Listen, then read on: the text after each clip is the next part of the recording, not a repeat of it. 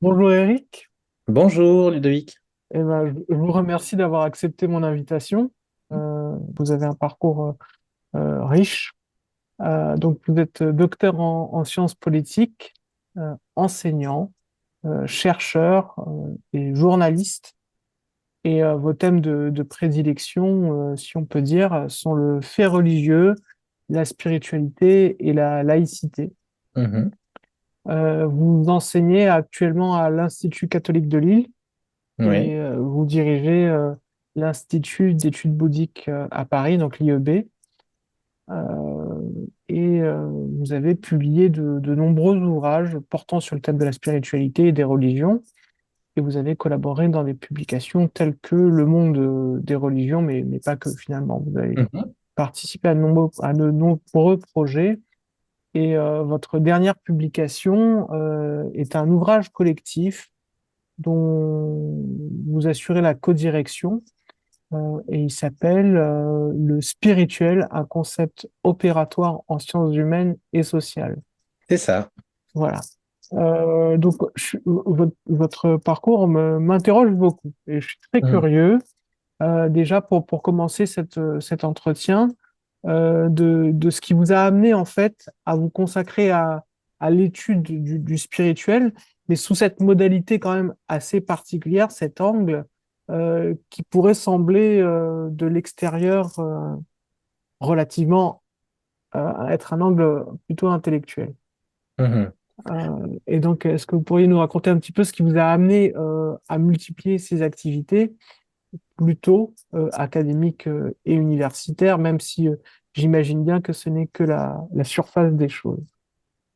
Alors en fait, d'abord, je dirais que c'est un étonnement qui a présidé à beaucoup de mes activités, qui était celui justement de la non prise en compte de ce qu'on peut appeler le spirituel, Mhm. qu'on appelle souvent la spiritualité, mais je fais une petite nuance entre les deux termes. Dans la vie académique justement française, parce que c'est moins vrai dans d'autres pays, hein. C'est vraiment, je pense, une façon de faire très franco-française, qui tient à l'écart cette dimension de l'expérience humaine, et cette dimension peut-être de la réalité, hein. Là, oui, c'est un peu le cœur du sujet, de savoir jusqu'à quel point le spirituel renvoie uniquement à des faits de croyance ou bien à quelque chose de plus consistant en soi. Bon. Et donc, depuis au fond que je réfléchis et que je m'intéresse à la culture, à l'histoire, à l'actualité, j'ai toujours été frappé par cette absence, au fond, de prise en compte, sauf exception, du spirituel. Et donc, j'ai voulu en quelque sorte, combler ce vide, ce manque, Mhm. parce que ça me semblait une dimension, justement, d'abord existante, une parmi d'autres, hein. Donc, il n'y avait pas de raison de pas en parler, de pas traiter cet aspect-là. Et notamment là où le spirituel est plus important que simplement être une dimension de la réalité parmi d'autres, c'est quand on veut comprendre le phénomène religieux. Donc au fond, ce qui m'a attiré aussi vers cette prise en compte intellectuelle ou scientifique ou académique du spirituel, c'était déjà l'intérêt pour les sciences humaines et sociales, pour la philosophie, et parmi donc ce vaste champ, l'intérêt pour la question du religieux, hein, de ce qu'on appelle en France aussi depuis longtemps, mais surtout depuis le rapport de Régis Debray sur l'enseignement du fait religieux à l'école publique en 2002, ce qu'on appelle donc le fait religieux. Et le sentiment que on ne pouvait pas bien comprendre le fait religieux sans s'intéresser au spirituel. Donc, vous voyez, il y a un phénomène un peu, on pourrait dire, de poupée russe, à la fois sur le plan intellectuel, sur le plan scientifique, épistémologique même, on pourrait dire, hein, qui fait que, voulant comprendre le religieux, je n'ai pu faire autrement que de m'intéresser à ce qui me semble être son cœur, c'est-à-dire le spirituel, et donc constater que on a voilà, une sorte de deux problèmes entremêlés qui se recouvrent en partie, mais en partie seulement, parce que tout le religieux ne se résout pas dans le spirituel et tout le spirituel ne se résout pas dans le religieux. Voilà, donc c'est des choses qui se recouvrent, qui me semblent inséparables, mais qu'il faut en même temps distinguer, d'où le fait d'ailleurs qu'il y a deux termes, hein, qu'il y a deux notions. Et donc, voilà pourquoi je me suis intéressé comme ça à les travailler simultanément, hein, fait religieux, et puis ce qu'on pourrait presque appeler le fait spirituel aussi, hein. L'expression est moins habituelle, mais on pourrait l'employer, hein, parce qu'il y a Mhm. là aussi une forme d'évidence en quelque sorte. C'est-à-dire que d'abord c'est un terme qui est utilisé par les acteurs, hein, c'est un terme qui est présent depuis longtemps dans notre environnement intellectuel, culturel, et puis aussi dans le langage courant. Bon. Et donc, pourquoi ne pas l'étudier avec rigueur, hein, et surtout dans l'idée, au fond, que ce spirituel me semble être justement ce qui permet de caractériser le religieux par opposition à d'autres types de réalités et pour faire vite, disons, par rapport aux idéologies, hein. Pour moi, les systèmes de pensée, les systèmes de représentation, de vision du monde se ressemblent, bien sûr, mais il y en a certains qui ont des caractéristiques, et ces systèmes de pensée caractéristiques, eh bien, ce sont des religions. Et qu'est-ce qui fait la caractéristique des religions? C'est qu'elles s'attachent à du spirituel, hein. Et alors que d'autres idéologies, justement, peuvent ressembler par bien des côtés à des religions, mais n'ont pas en leur cœur, en leur centre, ce spirituel. Et donc là, il y avait vraiment une question théorique en quelque sorte, hein, scientifique. Et c'est d'ailleurs pour ça que depuis plusieurs années, avec certains collègues, Mhm. notamment au sein du réseau Theorias, hein, un réseau de recherche modeste, mais qui travaille maintenant depuis plus d'une dizaine d'années, à travers surtout voilà, différents pays francophones, hein, puisque les animateurs du réseau sont originaires de Belgique, du Canada, de Suisse et de France. Voilà, on essaye de justement conceptualiser ce terme spirituel Mhm. pour voilà, ben, au fond, avancer en termes de découverte scientifique, hein, à certains égards, en tout cas, voilà, ouvrir un champ, explorer un champ qui nous semble incontournable en fait, parce qu'il est vraiment important. Il suffit justement de fréquenter YouTube et de voir le nombre de contenus qui ont rapport de près ou de loin avec ce terme. Et justement, il y a tellement de choses et tellement de choses variées que ça mérite là aussi d'exercer une forme de discernement. Et donc voilà, travailler avec rigueur sur tout cela nous semble voilà, fécond. Voilà. Et ça rejoint aussi, je dirais, là après des questions plus personnelles ou en tout cas liées à mon propre parcours familial. C'est-à-dire que dans mon enfance, j'ai été aussi marqué par la rencontre de différentes figures spirituelles, justement, Mhm. certaines clairement religieuses, d'autres moins. Je pense en l'occurrence d'abord au milieu lié à Arnaud Desjardins, puisque mes parents, quand j'étais enfant, fréquentaient en Auvergne le centre d'Arnaud Desjardins de l'époque. Et donc, voilà, ce qui fait qu'à la maison, j'entendais parler de ces choses-là depuis mon plus jeune âge. Et aussi, notamment à partir donc, du centre d'Arnaud Desjardins, la rencontre par mon père en particulier du bouddhisme tibétain à travers des grandes figures telles que Kalo Rinpoche et le 16e Karmapa et beaucoup d'autres maîtres. Et puis par la suite aussi de Gendun Rinpoche. Et donc des figures, évidemment, quand on a l'occasion d'être confronté à elles avant 10 ans, quoi, vraiment dans la petite enfance, et puis par la suite aussi dans l'adolescence, etc., qui évidemment suscite la curiosité, suscite le Mhm. questionnement. Oui.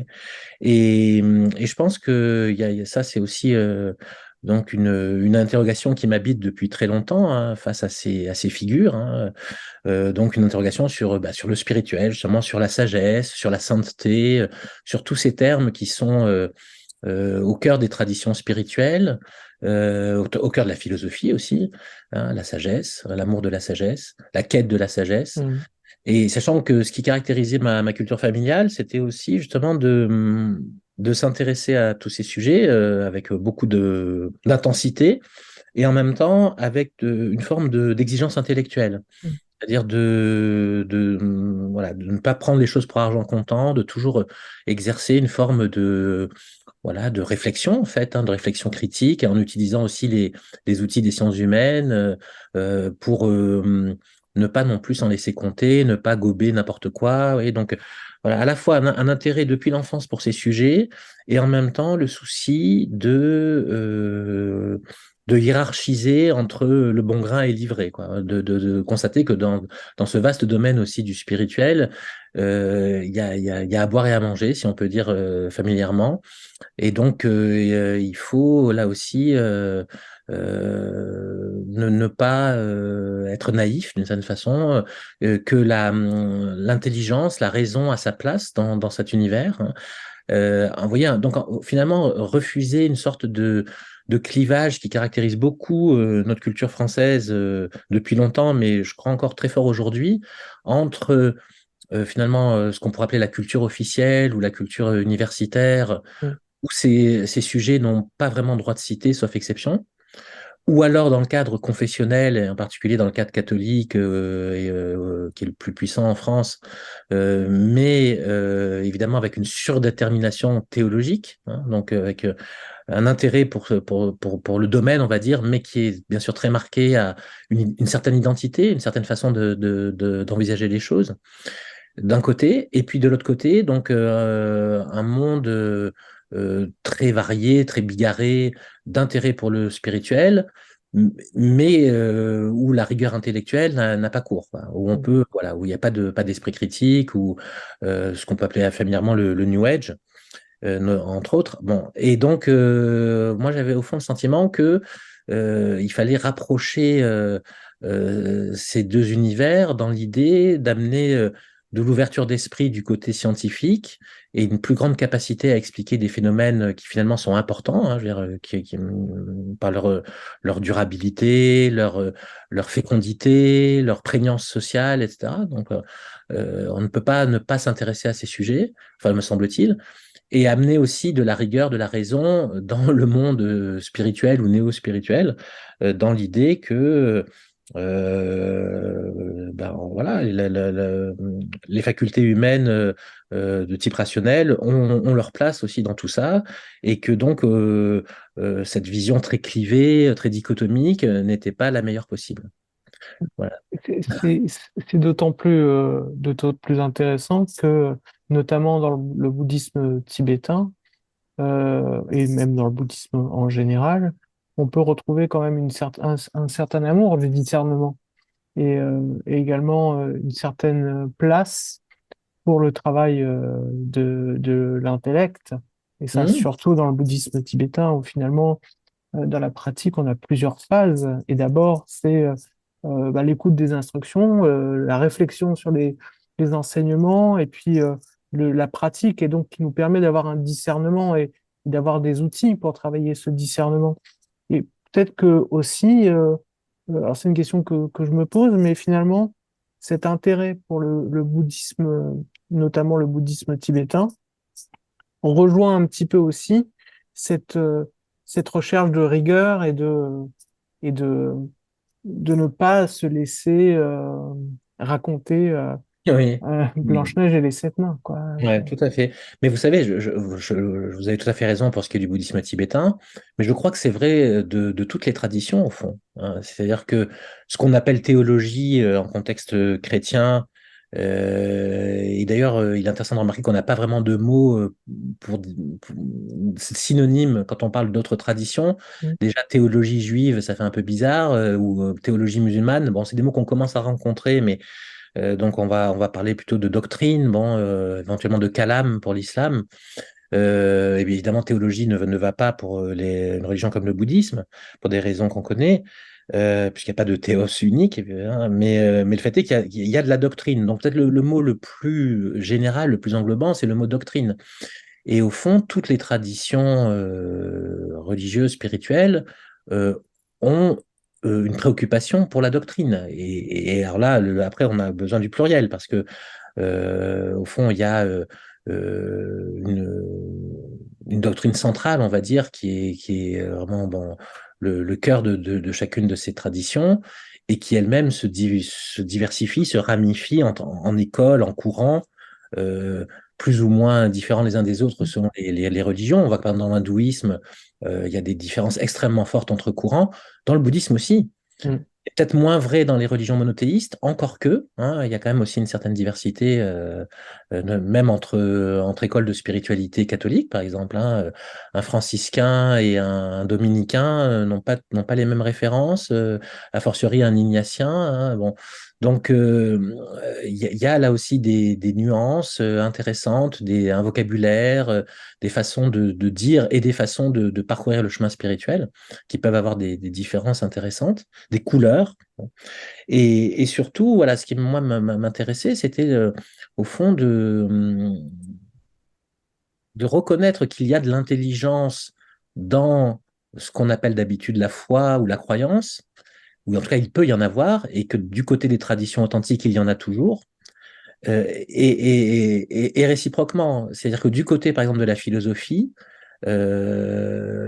contrairement aux présentations dominantes dans nos collèges enfin dans nos lycées plutôt depuis longtemps, et puis à l'université et dans la culture dominante en France, euh, la philosophie, les grands auteurs hein, sont habités par des questionnements et parfois plus, hein, parfois même par des discours hein, qui confinent à ce qu'on pourrait appeler le spirituel. Hein.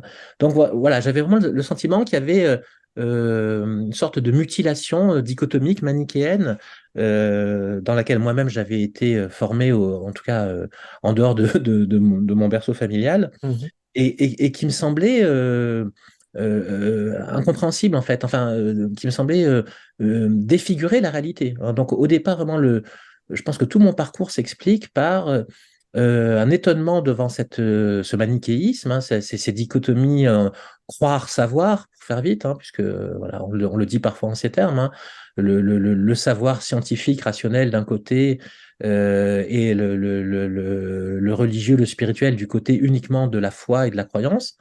Et donc, un modèle binaire qui me semblait à la fois trompeur, mutilant et tout simplement faux, hein, ne correspondant pas à la réalité. Et donc, voilà, j'ai de différentes façons essayé en effet d'interroger cette dualité simpliste et de montrer qu'il y a souvent beaucoup de savoir dans le domaine de ce qu'on appelle les foi, Mhm. et voilà, les traditions religieuses, euh, toutes sortes de savoirs en fait rigoureux, parfois même certains emploient le terme de science, hein, les Mhm. sciences sacrées notamment, c'est une locution traditionnelle hein, chrétienne. Dans l'islam aussi, on trouve cela. Donc, voilà, il y a des sciences sacrées, du moins dans le cas des traditions, et de la même façon, l'intelligence philosophique ou les sciences humaines qui en découlent ne sont pas coupées par nature de ces réalités. Et beaucoup de grands auteurs, quand on les lit bien, quand on les lit de façon exhaustive et non pas seulement des résumés ou des digests ouais, scolaires, Mhm. on va découvrir que ils ont des préoccupations de ce type aussi, mais on ne nous le dit pas, ou on nous le cache, ou on lit ces auteurs philosophiques. Et là, on pourrait prendre beaucoup d'exemples, hein, depuis la philosophie grecque jusqu'aux contemporains. On lit ces auteurs de façon justement réductrice, à travers cette lunette binaire croire-savoir qui n'est pas fidèle simplement, parfois même à la lettre même de ses œuvres. Hein.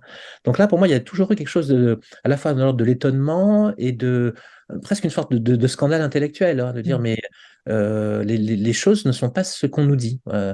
Et donc, ben voilà, très simplement, moi j'ai voulu d'abord comprendre, hein, étudier ces domaines qui sont si vastes. Hein. Il y a tellement à savoir, hein. D'autant plus que bon, j'ai été élevé dans une famille qui était donc catholique par ma mère et bouddhiste tibétaine par mon père, Mhm. ce qui fait que j'étais aussi dans cette forme de complexité culturelle et religieuse de richesse aussi, avec un père d'origine réunionnaise en plus, donc avec l'hindouisme derrière, tout proche, la créolité au fond, on pourrait dire, hein, et donc le sentiment là aussi qu'il y avait des trésors dans ces traditions et dans ces religions, ces visions ancestrales, qui méritaient d'être connues avec véracité, avec rigueur, d'être présentées de façon juste. Euh, et qui plus est, qui avait aussi un message de sagesse potentiellement utile pour aujourd'hui. Et plus le Mm. temps passe, plus je me dis que justement notre civilisation postmoderne a besoin de ces sagesses traditionnelles et aussi comment dire, de les articuler avec des types de questionnements contemporains. Et là encore, il y a une démarche, on pourrait dire, alors, bon, transdisciplinaire de certaine façon, ou Mhm. en tout cas, bon, sans mélanger les choses, bien sûr, hein, sans faire du concordisme naïf, en étant donc extrêmement prudent. Pour éviter justement le n'importe quoi qu'on trouve si souvent dans ces domaines et qui discrédite, hein, ce type Mm. d'effort, hein. Donc l'idée était, voilà, chez moi, était de oser quand même interroger, par exemple, la dichotomie rigide croire-savoir, hein, d'examiner ce clivage et de le faire peut-être bouger autant que possible, et en même temps de le faire avec le plus grand soin, la plus grande prudence. D'abord parce que je ne sais pas, je crois faire autrement. Enfin, Mhm. j'essaie d'être rigoureux et je m'attache beaucoup, par exemple, au sens des mots, hein. Donc là, c'est là où plus encore qu'une formation de sciences politiques, je crois que le terme plus juste est de parler de formation philosophique, hein. Parce Mhm. qu'au fond, ce que j'ai fait, ma thèse est une thèse de théorie politique. Et la théorie politique, c'est la branche de la science politique qui discute avec la philosophie politique. Mhm. Et au fond, non, personne voilà, si on ne s'intéresse pas à ça de près, on ne le sait pas, hein. Donc, au fond, il est beaucoup plus juste de dire que je fais de la philosophie politique, ou que j'en ai fait en tout cas à travers ma thèse en particulier, plutôt que de parler de sciences politiques qui, en France, renvoie beaucoup plus à la sociologie politique Mm. ou à l'étude des relations internationales.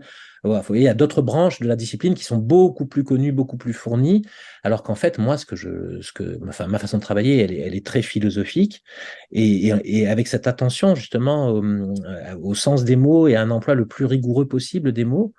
Euh, Dans l'idée, là aussi, souvent que les mots sont tellement riches et euh, on a tellement à gagner à les utiliser avec précision et rigueur, en étant attentif aux nuances, justement, aux précompréhensions, aux implicites, à l'étymologie, alors, à l'histoire des mots.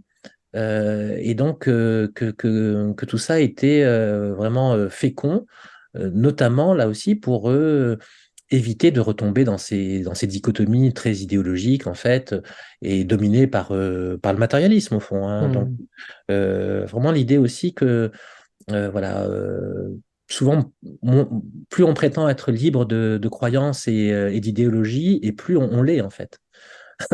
Et donc, qu'il y a vraiment, dans notre monde intellectuel et culturel, de très fortes croyances qui sont à l'œuvre, et qui le sont d'autant plus qu'elles prétendent être dans l'objectivité et la vérité, vous voyez, de la raison, hein. Donc, alors voilà, tout ça fait que, en effet, je me suis intéressé à beaucoup de choses, et en même temps avec des fils conducteurs puissants et qui sont assez simples, hein, et qui sont donc voilà, comprendre le religieux, hein, quoi. Savoir si l'être humain est ou n'est pas un homo religiosus, hein, Mm. voilà. Jusqu'à quel point voilà, le religieux fait partie de la réalité anthropologique ou pas, et ce qui a bien sûr a des grandes conséquences pour le présent et l'avenir selon les réponses qu'on va apporter à cette question.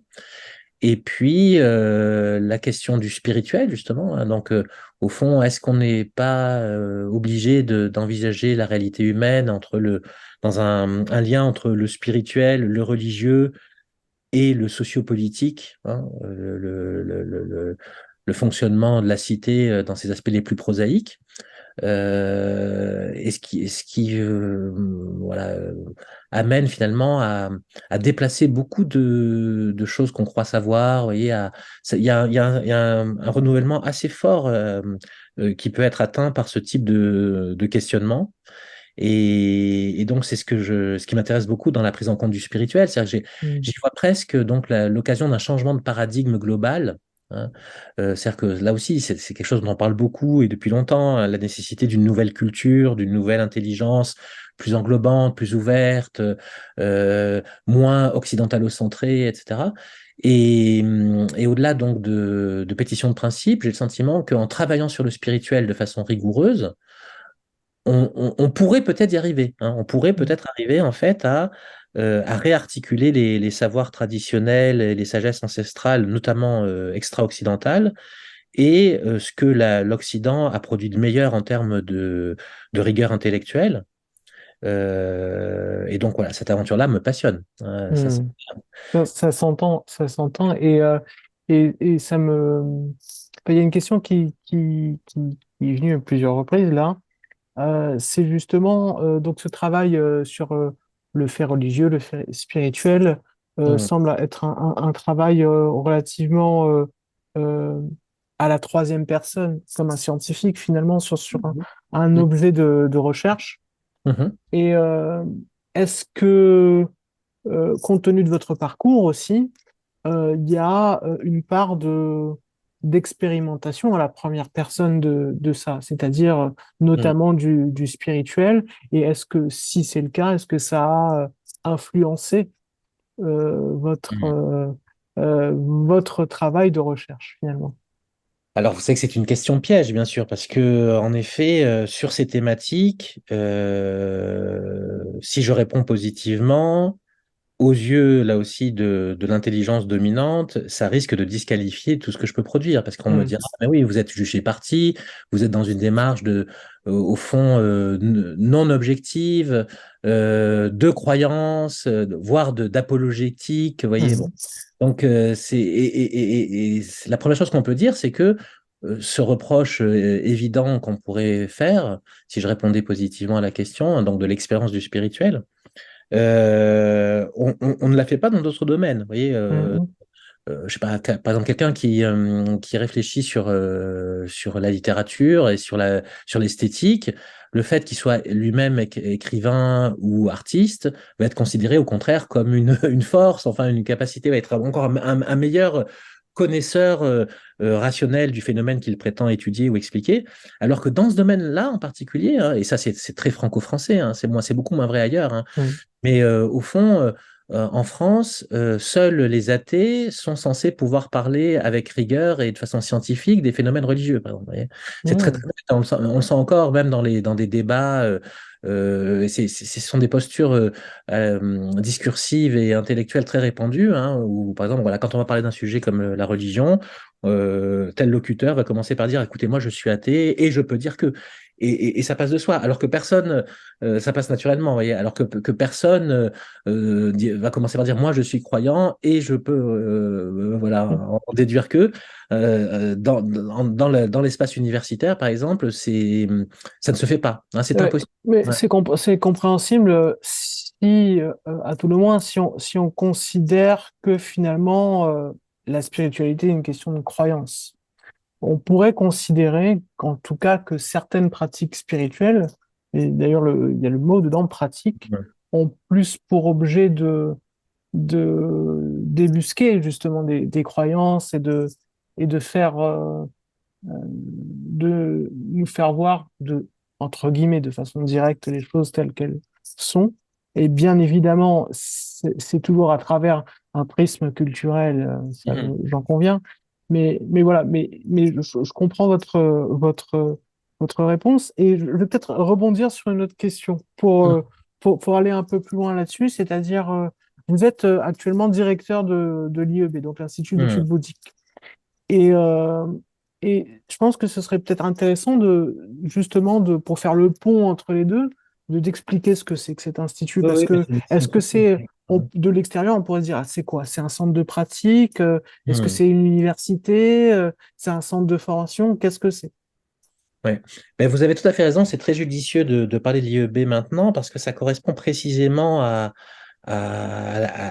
une partie de la question précédente, dans l'idée au fond que l'IEB est un lieu justement où on essaye d'articuler la connaissance scientifique, universitaire la plus rigoureuse, hein, faite par des professionnels, et puis l'ouverture à l'autocompréhension des traditions, hein. C'est-à-dire le fait de dire que quand justement le bouddhisme en particulier, puisque c'est lui dans ses différents courants qui nous occupent à l'IEB,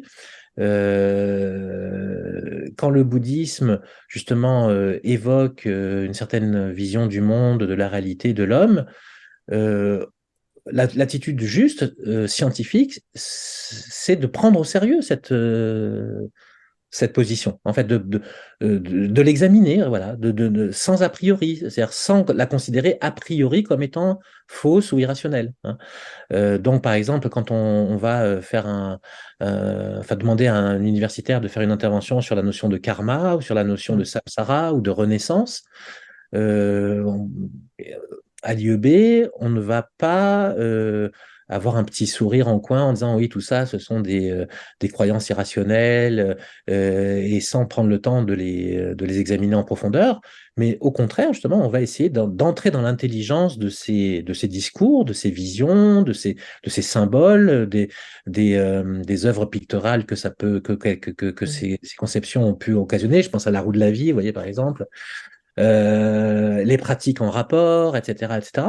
Et donc, il y a en effet, je dirais, une sorte de suspension du jugement, hein, en termes épistémologiques qui permet d'étudier en profondeur ce que la tradition bouddhique, ou en l'occurrence puisqu'on est vraiment dans une approche intercourant, ce qui est aussi une des originalités de l'IEB, hein.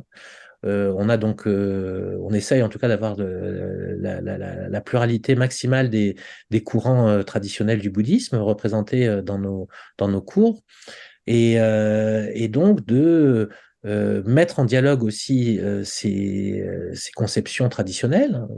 Par exemple, sur le sens de la vie, sur la souffrance, sur la mort et la renaissance, etc., de les mettre en dialogue à la fois avec les savoirs non religieux, non spirituels, les savoirs scientifiques classiques, et aussi avec un dialogue interne entre ces courants, hein. Donc, ce qui se fait assez peu, en fait, hein. C'est vrai que Oui. l'université de l'IEB, c'est vraiment en effet, être un lieu, on pourrait dire, d'œcuménisme intra-bouddhique, hein, où voilà, les différents représentants de courants variés ou les spécialistes de différents courants, hein, le bouddhisme japonais, Mm. les bouddhismes japonais, les bouddhismes tibétains, etc., ou plutôt les écoles, hein, bon, se rencontrent, sont en capacité de discuter les uns avec les autres, hein. C'est pourquoi que c'est pour cette raison que l'IEB se présente comme une institution non confessionnelle, hein. Mhm. Au sens propre, l'Institut d'études bouddhiques n'est pas un institut bouddhiste, hein. Mhm. En la matière, même si il est vrai que beaucoup des intervenants sont par ailleurs bouddhistes, mais on essaye, c'est pas toujours facile, c'est pas toujours compris, mais on essaye à l'IEB de justement les amener à suspendre, comme je disais, leur jugement en Mhm. la matière et à être dans vraiment une attitude de recherche la plus ouverte, hein, une enquête, hein, vraiment la plus comment dire, objective, oui, objective, sans le moins de parti, avec le moindre parti pris pour euh, voilà, permettre cette découverte en profondeur du bouddhisme, Mhm. de ses nuances, de ses versions différentes. Et donc, voilà, là, il y a en effet une épistémologie, en fait, que parfois j'appelle complémentariste, Mhm. hein, en reprenant un terme de Georges Devreux, vous savez, l'un des pères de l'ethno-psychanalyse, hein, qui consiste en effet euh, avoir d'abord des approches interdisciplinaires, hein, l'idée qu'on a besoin de plusieurs disciplines pour rendre compte d'une réalité humaine complexe, et aussi euh, écouter avec le plus d'empathie possible les visions du monde traditionnelles, sans se mettre en position de surplomb à leur égard, mais en position voilà, de dialogue, hein, d'examen honnête, voulant restituer, comme je disais tout à l'heure, l'autocompréhension, hein, Mm. et en constatant en effet que ces traditions tiennent la route du point de vue logique, hein, à Mm. l'évidence. Et Et puis même au niveau méthodologique, puisque finalement, bon, moi, voilà, je pratique dans la tradition bouddhiste depuis longtemps, et je me considère pas comme religieux, hein, ni comme ayant la foi, pas du tout. Et pourtant, enfin, l'une des premières choses l'un des premiers enseignements, on va dire, parce qu'on appelle ça des enseignements, mais finalement, l'une des premières méthodologies qu'on apprend, c'est surtout à discuter et à réfléchir en enseignement. C'est le Kamala Sutra hmm, du Bouddha qui explique bien que bon, bah, les paroles qui sont prononcées ne sont que des invitations à observer et à investiguer les phénomènes qui se présentent. hmm, Et, euh, et déjà, je trouve que c'est une très belle démarche là de se dire, bon, on a des a priori sur automatiquement et culturellement, on a des a priori sur telle ou telle tradition. Est-ce hmm, qu'on peut juste s'arrêter 2 secondes et vraiment voir de quoi on parle?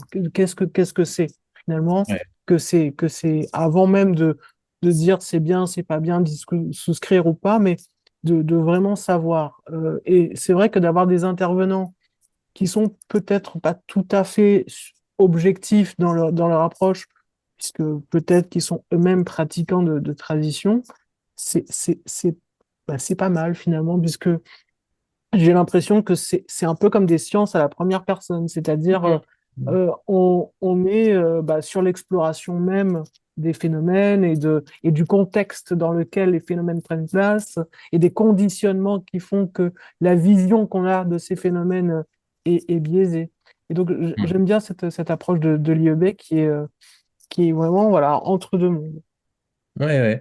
Oui, tout à fait. Ben, je pense en effet que c'est très utile et parce que c'est rare aussi, hein. C'est vrai que on pourrait imaginer ce type d'approche pour l'islam, par exemple. Vous voyez, je pense que par rapport à beaucoup de débats actuels en France et à beaucoup de problèmes, développer ce type oui, un espace intermédiaire d'une intelligence dialogique en quelque sorte entre tradition et modernité serait extrêmement fécond et permettrait de lever beaucoup d'obstacles qu'on ne voit pas comment lever sinon, hein. Mm. Donc, et là, on retrouve mon idée tout à l'heure de nouveaux paradigmes, vous voyez, de nouveaux modèles intellectuels qui permet à des acteurs traditionnels et à des acteurs non traditionnels d'interagir ensemble de façon humaine déjà, avec une forme d'humilité, d'intérêt réciproque. Euh, et parce que, à l'évidence, vous voyez, quand on récuse l'objectivité, par exemple, des acteurs traditionnels, on pourrait tout à fait, et on devrait avoir un effet miroir. C'est-à-dire que l'idée que parce qu'on est sociologue ou parce qu'on est philosophe, patenté, diplômé, etc., on est dans l'objectivité, bah, évidemment, ça tient pas la route, hein, on le sait bien. Ça ne suffit pas. Et il y a toujours des biais, bien sûr. Toute culture, tout dispositif humain implique des biais cognitifs, méthodologiques et autres. Et donc, l'un des intérêts justement de confronter ces discours et ces expériences, c'est de révéler les biais réciproques. Donc, il y a un effet miroir, je dirais, aussi en termes d'autoconnaissance, par exemple des sciences contemporaines, hein, enfin, il y a un intérêt pour elles, hein, en termes heuristiques, hein, de se frotter à d'autres types de discours, d'autres types de positionnements dans l'existence. Et bien sûr aussi, voilà, c'est réciproque, c'est l'intérêt du dialogue. C'est-à-dire que je pense, qu'en l'occurrence, les bouddhismes ont tout à gagner à se confronter à ce que disent, par exemple, les disciplines comme la sociologie, l'anthropologie, Mm. la linguistique, la psychologie. en général, et y compris du bouddhisme. Hein. Et, donc, vous voyez, c'est une forme, je dirais, de rapport au monde dialogique, hein, pluraliste, une épistémologie pluraliste. Et sachant qu'à l'IEB, on essaye aussi, bien sûr, de plus en plus de parler, enfin de permettre aux différentes traditions de parler les unes avec les autres. Mm. Donc, il y a une dimension inter-tradition ou inter-spirituelle ou inter-tout finalement qui se développe aussi à l'IEB, qui fait que depuis quelques années, on a des cycles sur des sujets transversaux. On en a eu un, par exemple, sur la mort Mhm. où on a donné la parole à des représentants enfin, des représentants, c'est pas le terme juste, disons, à des spécialistes de la question de la mort dans les différents univers culturels et religieux. Du judaïsme, de l'islam, du christianisme, euh, et sachant que, toujours avec la même idée, hein, que ça peut être quelqu'un qui a une double casquette, hein, c'est-à-dire qui est à la fois un représentant de la tradition en question et en même temps qui a une qualification scientifique, ou ça peut être simplement quelqu'un qui n'a qu'une Mm. qualification scientifique. Donc oui, il y a une variabilité des profils et finalement des façons de travailler qui sont très peu familières en France, alors que quand on regarde ce qui se passe à l'étranger, ça existe. Je pense notamment à ce qui se passe aux États-Unis Mm. avec les Divinity School, hein, et les départements d'études de sciences des religions, où on a vraiment je dirais un dialogue entre toutes les positions possibles et Mm. imaginables en termes d'appartenance ou de non-appartenance. Et je crois que c'est à Harvard où ils ont des discussions très poussées sur des concepts assez fins, on va dire, par exemple, entre le Madhyamaka bouddhiste Hum, et l'Advaita Vedanta, bien sûr, et voir comment est-ce que ce n'est pas réconciliable, ou est-ce que ça l'est, ou est-ce que ça a un intérêt. Donc, c'est bien sûr. vraiment de Ouais. très haute volée. De très haute volée et que, sauf exception, on ne peut pas avoir en France. Et donc ça fait partie des choses que moi, j'espère, enfin j'appelle de mes voeux, ce serait d'arriver à ouvrir ce type d'espace en France, si possible à l'université, hein, c'est le lieu naturel pour ça. Et à défaut, sur d'autres espaces culturels, par exemple le vôtre, hein, je veux dire ce que fait votre chaîne, s'apparente à ça. Hein. Donc, ça devrait avoir lieu à l'université avec les moyens professionnels, les moyens humains, etc., et la rigueur, la capitalisation que ça implique, la capacité à former pour faire de la science, tout simplement. Mm, Mais si ce n'est pas possible, malheureusement, au moins le faire ailleurs, par exemple dans le cadre donc d'institutions privées, de centres culturels, d'associations, de médias, voilà, comme peut l'être une chaîne YouTube. Et Il y a aussi, je ne sais pas si vous connaissez cette maison d'édition Vue de l'Esprit, oui, oui, oui, que j'ai reçue sur la tout à chaîne, et qui fait. a à peu près la même démarche. Mm. Mais on reste quand même sur des choses qui restent assez encore très cloisonnées et très confidentielles. Ça Oui, reste prudent, très prudent encore. mais disons qu'on on est obligé d'être très prudent, justement, parce que ce qu'on disait tout à l'heure, c'est-à-dire que dans ce domaine, on est malheureusement très vite discrédité par les courants dominants qui sont hostiles à toute prise en compte d'une intériorité des discours traditionnels, en fait, sur ces Mhm. sujets. Et donc, oui, il faut avancer sur des œufs. D'abord parce que c'est objectivement très difficile à faire. Hein. Je veux dire, ça demande une très grande rigueur pour ne pas tomber justement dans le n'importe quoi. Et que donc il y a des oppositions de part et d'autre. Hein. C'est-à-dire Mhm. qu'il y a, comme on disait, du côté des disciplines existantes, soit un désintérêt pour une démarche de ce type, soit vraiment une opposition méthodologique, hein, en disant justement qu'on va manquer à l'objectivité, à la scientificité. Et je dirais du côté des traditions aussi, il y a des réticences. Mhm. C'est-à-dire que les traditions sont très autocentrées par la force des choses, et donc elles vont voir dans cette façon de procéder un espace qui leur échappe, hein, qui échappe à leur contrôle institutionnel, Mhm. et aussi un danger de corruption, sans doute, hein, vous voyez, de tout mettre Oui. de tout mettre Par définition, parce par définition. elles ont pour mission de conserver quelque chose, donc, Exactement, exactement. ou de transmettre. Donc, Alors, effectivement. et je suis tout à fait d'accord avec vous. Et donc là, moi-même, je passe mon temps à expliquer ça à beaucoup de gens sur qu'est-ce que c'est qu'une tradition en fait. Pourquoi les traditions, par la force des choses, elles sont les gardiennes de leurs frontières de façon assez sourcilleuse. Et en même temps, cette logique de conservation a des effets pervers. Et donc le fait qu'il y ait des espaces d'ouverture pour les traditions, de dialogue inter-tradition, de dialogue interdisciplinaire, etc., je pense que ça a de grandes vertus, y compris pour les traditions, dans leur propre logique. Et Mm.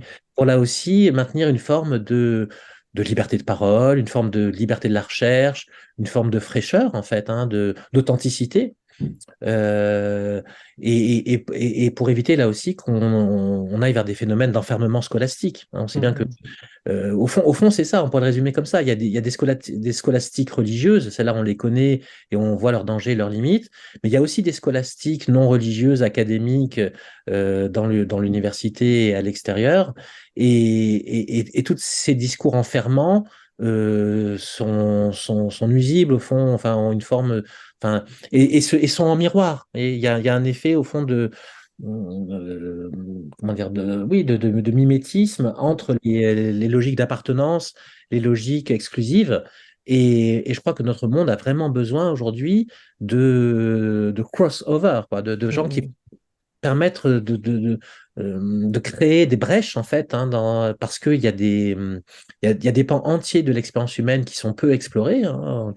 Il y a des pans entiers de l'histoire, de la connaissance qui sont peu divulgués. Et on a affaire aussi à des défis, je pense bien sûr aux défis dits écologiques ou environnementaux, mais qui est beaucoup plus. Enfin, ces mots-là sont trop étroits pour décrire la crise civilisationnelle dans laquelle nous sommes, la mutation civilisationnelle. Et là aussi, on a besoin de penser à nouveau frais, en quelque sorte. Vous voyez. Mm. Je vous donne un exemple. Depuis mon bon jeune âge aussi, je suis toujours sensible, au fond, aux résonances qu'il peut y avoir entre certains auteurs de la philosophie occidentale et certains penseurs traditionnels, notamment bouddhiques. Et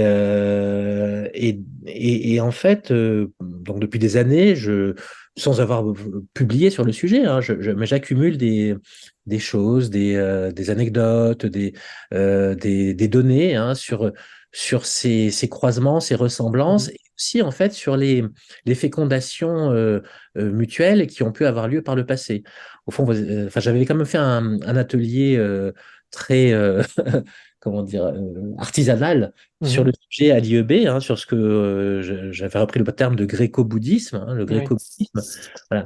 Et ça me semble bon, moi c'est un sujet à titre personnel, me fascine, hein, les échanges interculturels dans l'Antiquité entre l'Orient et l'Occident, sachant que ces deux termes, un très bon exemple, hein, ces deux mots à partir desquels l'on pense et qu'on n'interroge pas, sont justement complètement bouleversés par l'exercice même que j'évoque. C'est-à-dire que quand on se met à regarder les circulations d'idées de personnes entre le monde grec et Mm. puis le monde indien, on va se rendre compte que voilà, nos catégories habituelles sont largement dépassées par la complexité, Mm. le foisonnement de ce qui s'est passé historiquement, et que, par exemple, l'image très forte dans nos cultures que l'Occident c'est la Grèce, hein, et que la Grèce c'est l'Occident, Mm. eh bien en fait c'est très trompeur. Hein.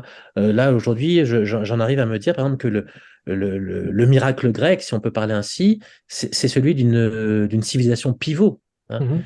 Et ce qui a fait le miracle, c'est que justement, la Grèce a été en position médiane entre les hautes et anciennes civilisations plus orientales, et puis un monde européen en train de se former, Mm. et notamment avec la réussite, si on peut dire, qu'a été Rome, réussite en termes d'expansion, de puissance, etc. Et que donc, voilà, le monde grec était entre les deux. Pour moi, ce qui souligne ça, c'est la région de l'Ionie, hein, I-O-N-I-E. C'est pas facile à l'oral, Mhm. on voit pas trop forcément comment s'écrit ce terme. Hein. Donc, dans une région qui correspond à la Turquie actuelle, à une partie de Mm. la Turquie actuelle, et qui est en fait la région d'origine supposée de Homère, mais aussi de la philosophie, des sciences grecques. Et on voit donc en gros, c'est l'Orient du monde grec qui Mhm. était le centre. Voyez. Donc pour moi, ça résume bien ce type de changement de catégorie qu'on est amené à faire, simplement en constatant de façon objective les données. Hein. On reprend ces dossiers, par exemple autour de la naissance de la philosophie aussi, eh bien, on est frappé par les interfécondations, comme je disais. Et penser à partir de cette interdépendance, et non plus de façon cloisonnée comme on le fait depuis si Mhm. longtemps, ça conduit à une véritable révolution intellectuelle. Vous voyez. Et d'ailleurs, ce qui est intéressant, c'est qu'on pourrait presque dire que c'est une épistémologie justement du non-soi, vous voyez, Mhm. où justement on n'est plus dans l'évidence d'objets intellectuels ou d'objets sociaux historiques bien délimités, Mhm. mais au contraire dans le foisonnement permanent, les circulations permanentes et, et donc des choses dont nous parle le bouddhisme pour le coup. Hein. C'est-à-dire que voilà, quand on essaie d'attraper des réalités bien isolées, etc., ben, c'est un combat perdu d'avance, on n'y arrive pas. Et or, notre façon de faire des sciences humaines et sociales, de faire de l'histoire, de faire de la philosophie en Occident, a été très marquée par cette Mhm. saisie en quelque sorte. Ça peut être Voilà. intéressant d'un point de vue pédagogique de finalement de scinder des catégories, des matières, des courants de pensée Hmm. jusqu'à un certain point. Mais Exactement, vous avez tout à effectivement, fait raison. En fait, voilà, c'est le mot-clé. C'est-à-dire que d'un point de vue pédagogique, il y a de très bonnes raisons de procéder de la sorte. Mais voilà, cette forme de pensée disciplinaire a ses limites. mm, Et d'ailleurs, le mot discipline, là aussi, comme je disais au début, les mots nous disent toujours plus que ce qu'ils ont l'air de dire. Les disciplines, c'est un mot très discipliné, vous voyez, avec une dimension coercitive, en fait. mm, Hein. mm, Il y a une forme de coercition dans la logique disciplinaire qui a sa raison d'être à un certain niveau, à condition qu'on sache s'en affranchir à un moment mm, donné. Et or, je crois qu'en effet, notre esprit français a du mal. Hein. On sait bien dans ce domaine-là, on n'est vraiment pas on n'est pas les meilleurs, hein, et que donc on pourrait progresser. Hein. On a tout à gagner à progresser, et que justement les sujets spirituels et les sujets religieux s'y prêtent particulièrement. mm, Hein. mm, Ces sujets, au fond, se prêtent particulièrement à une rénovation intellectuelle, parce que les catégories dominantes quand on aborde ces thématiques sont peu opérationnelles en fait. mm, Hein. mm. Vous voyez, je pense tout à l'heure aussi à des termes que j'emploie parce que ce sont les termes dominants. On est obligé de partir de là avant de les déconstruire, de les critiquer, éventuellement de proposer des nouvelles façons de parler. Et vous voyez, le terme croyant, par exemple, hein, Mm. quand on disait, voilà, mais ça peut être intéressant de donner la parole à des pratiquants. Donc, je reviens à ce que vous avez dit à ce moment-là. Euh, Si on dit des croyants ou si on dit des pratiquants, les connotations sont tout de suite très différentes. Et donc, donner la parole à un pratiquant, ça semble moins manquer à la rigueur académique, peut-être, que de sombrer dans le discours d'un croyant. Parce que en fait, quand on parle de croyants, enfin moi, ça m'évoque notamment dans le bouddhisme. Alors c'est peut-être parce qu'il y a le isme à la fin, mais c'est un petit peu comme si on considérait que quelqu'un qui serait jungien ou freudien ou qui aurait donc une certaine lecture par exemple, de la psychologie humaine, serait dans une sorte de croyance. Mais Quelque part, on pourrait le considérer aussi. exactement, Voilà. exactement. Et au fond, donc c'est ça. Vous voyez, et c'est ce qui m'amène moi à dire que par exemple, le terme croyant est un terme qui pose plus de problèmes qu'il n'en résout. Mm, Moi, c'est un terme que j'essaie d'éviter de plus en plus pour rendre compte du religieux. Et je constate d'ailleurs que les termes incontournables dans le discours médiatique, dans la parole des pouvoirs publics, mais aussi parfois la parole des universitaires sur ces sujets, sont des mots problématiques. En fait, ce sont des termes hérités du christianisme, du catholicisme pour être précis, et souvent mal maîtrisés, et qui véhiculent des précompréhensions qui ne sont pas reconnus comme tels et qui conduisent au fond à des discours stéréotypés qui ne permettent pas de rendre compte du réel. Vous voyez, bon, donc, par exemple, quand on parle du religieux, on parle de croyance, on parle d'appartenance, on parle d'identité, toutes choses qui font partie du religieux, mais qui me semblent être justement assez secondaires, hein. Alors que donc, eh ben dans le discours médiatique actuel, ce sont ces aspects-là qui ressortent tout le temps et qui sont au fond les seuls à être pris en compte et qui font écran par rapport à ce qui me semble beaucoup plus important pour comprendre le religieux, c'est-à-dire le spirituel. Vous voyez.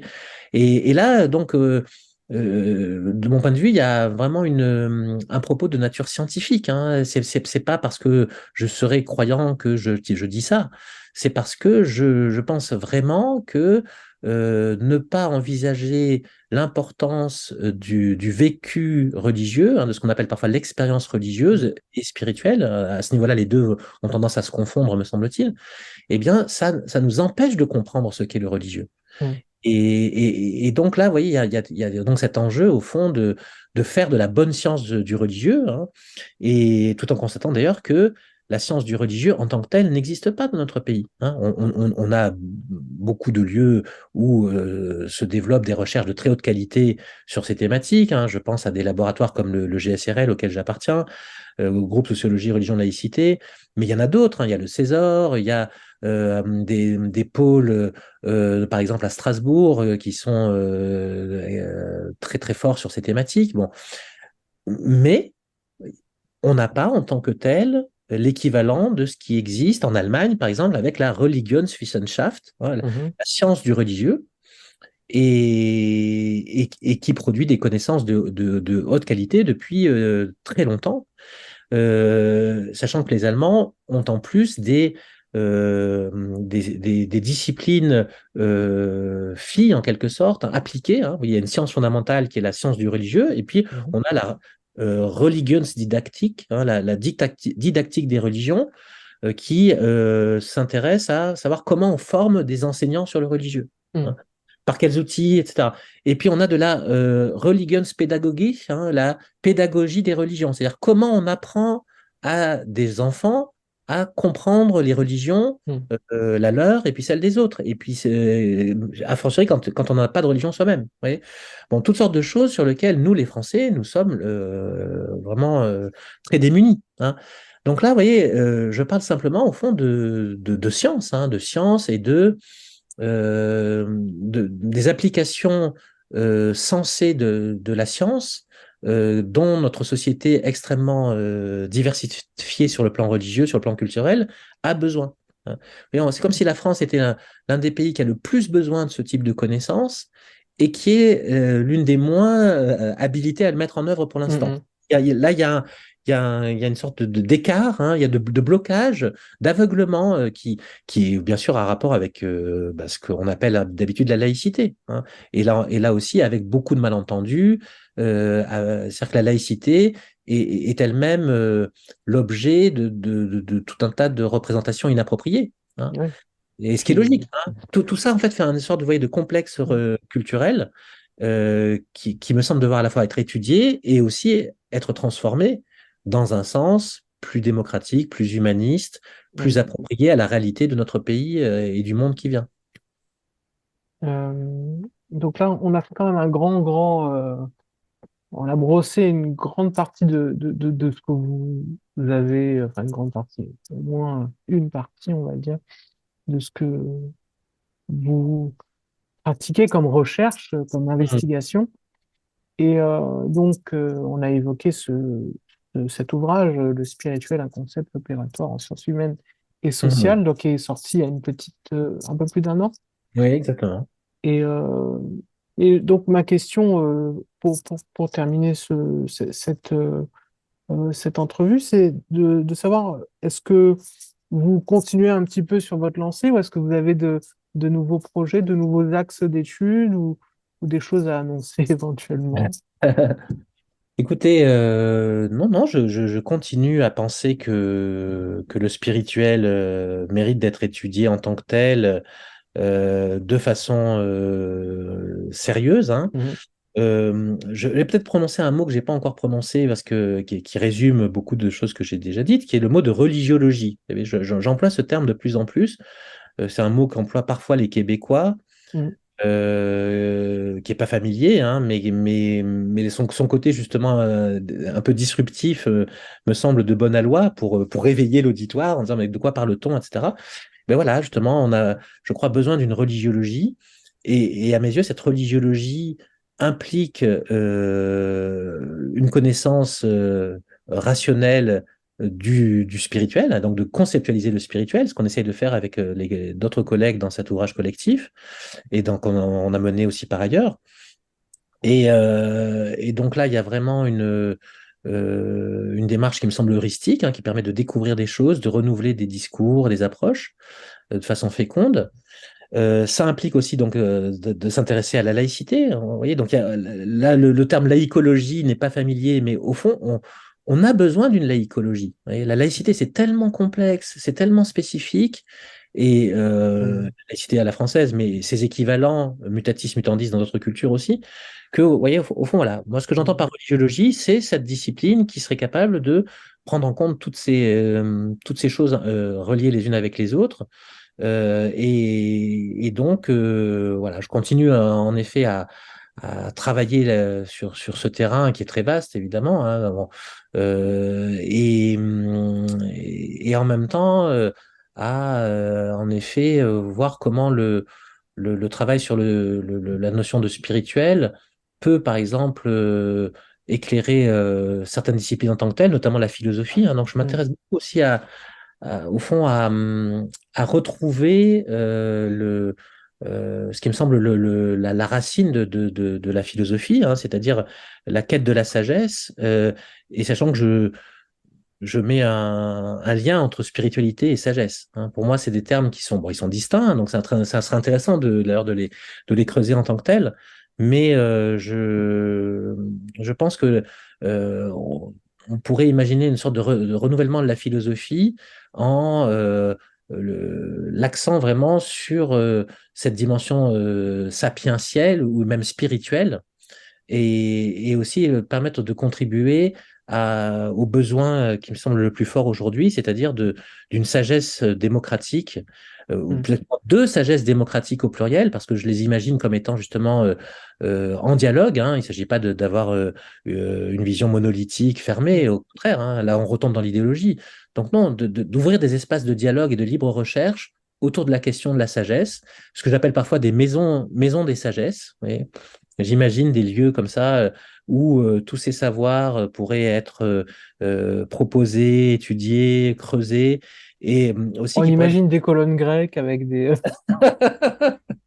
agoras, Oui, ou des choses même très simples aussi. Moi, des fois, vous voyez, je parle de centre d'orientation de la quête existentielle, en me disant au ah, fond que, vous voyez, l'individu contemporain est vous voyez, assez désemparé, souvent, vu tous les bouleversements qui sont les nôtres, de toutes sortes, et interdépendants les uns avec les autres.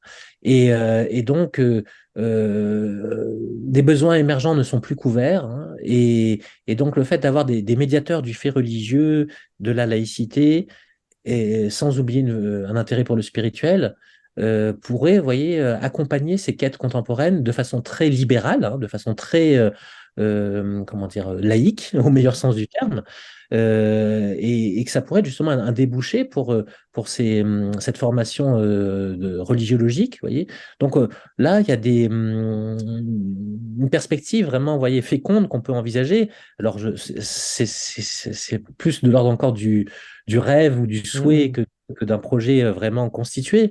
Mais disons que je travaille dans cette perspective-là. mm. Bah, c'est une perspective qui paraît souhaitable, Mm. ne serait-ce que euh, bah, en réaction quelque part à cette quête de sens peut-être qu'on peut avoir aujourd'hui Bien sûr. enfin, c'est peut-être un peu convenu de dire ça, mais dans une période un peu mouvementée et un peu avec une perte de repères, mais bon, finalement, Ouais. est-ce que c'est pas un peu vrai? Non, mais je crois que c'est vrai, je crois que c'est très Ouais. vrai. Et surtout qu'avec aussi la montée des périls et vous voyez Mm. toutes les propositions bien classiques de bouc émissérisation, de replis identitaires divers et variés qu'on voit partout, je pense que justement il y a urgence en fait à concrétiser en fait ce que beaucoup d'humanistes attendent, mais ne savent pas vraiment visualiser, notamment à cause de ce blocage autour du religieux. Et je pense que là, on a vraiment affaire à une maladie franco-française qui empêche des solutions proprement démocratiques, de renouvellement collectif, de pouvoir émerger. Hein. Et donc, c'est pour ça que ce travail théorique, ce travail de fond épistémologique sur le religieux, sur le spirituel, ça peut sembler justement très éloigné du réel, voilà, le chercheur dans sa tour d'ivoire, etc. Alors qu'en fait, pas du tout. Je pense qu'il y a vraiment des applications politiques au meilleur sens du terme, hein, au sens de la recherche du bien commun, qui sont à la clé, hein, qui peuvent être entrevues grâce à ce travail théorique, à ce travail de fond de rénovation intellectuelle. Ben, espérons que ces travaux portent leurs fruits et sèment un peu cette recherche de sagesse quelque part, Mm. un Mm. peu partout. Je vous remercie vraiment de cet échange qui était très riche. C'est vrai que sur la chaîne, j'ai peu d'universitaires qui interviennent, bah, tout simplement parce qu'il y a une cloison hein, qui est assez forte. Enfin, il y en a quelques-uns, mais qui sont quand même c'est soit des spécialistes de la traduction, du Mm. tibétain ou des Mm. choses comme ça. Donc, ou des profs de philo, on va dire. Mais là, c'est une perspective encore plus large et c'est très intéressant. Donc, je vous remercie Merci d'avoir beaucoup. bien voulu m'accorder un petit peu de Ah temps. non, c'était un plaisir pour moi aussi. Merci beaucoup, Ludovic. Très bonne soirée et je vous adresserai bien sûr le lien hein, quand la vidéo sera en ligne, je pense, d'ici 2 ou 3 semaines. D'accord. Merci beaucoup. Et ben, je vous remercie, au revoir. À bientôt. Au revoir. Au revoir. Au revoir.